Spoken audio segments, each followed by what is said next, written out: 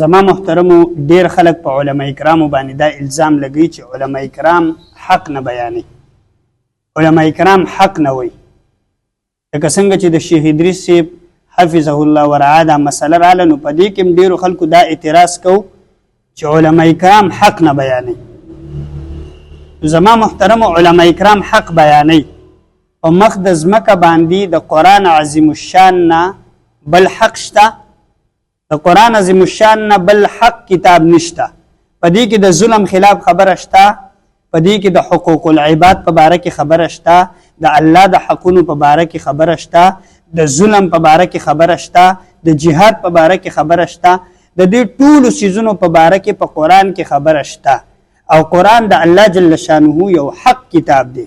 و چې ته دا اعتراض کې په علما کرامو باندې چې علما کرام حق نه بیانوي، علما کرام حق خبره نه کوي، نو علما کرام خو په جماعتونو کې ناس دي او دغه قرآن عظیم الشان په ترجمه سره لولي، د دې قرآن عظیم الشان ترجمه کوي، د دې تفسیر کوي.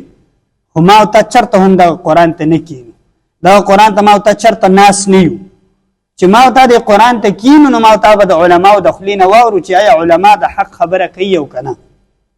او بعضې خلک دا اعتراض کوي چې ملا امن نه راولي، نو ملا به څه امن راولي؟ په کم طاقت او قوت باندې چې امن راځي هغې ته ویلی کېږي سیاست. نو بعضې خلک خو راپاڅېدلي دي دغه سیاست او جمهوریت دې ته وایي چې دا کفر دی او علما دي دا نه کوي. او بعضې خلک وایي چې علما چې کوم دی عالم په سیاست څه کوي؟ عالم دی د جومات په مسله باندې د جومات په دروازه کې د دننه کینی، سیاست دا د عالم کار نه دی.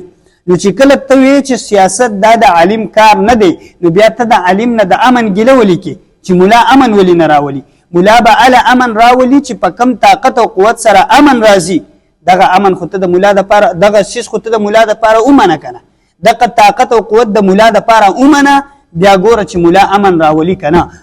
ملا له خو یو پیره ته دا اقتدار او دا طاقت په لاس کې ورکه، بیا وګوره چې ملا د ملا عمر په شان ته امن راولي او که نه. ملا چې کوم دی هغه د حضرت عمر رضی الله تعالی عنه په شان چې هغه ته د ټولو نه اول د امیر المؤمنین لقب ورکړی شوی او هغه چې اسلام راوړو الله اسلام ظاهر کو، بیا ګوره چې مولا امن راولي که نه راولي.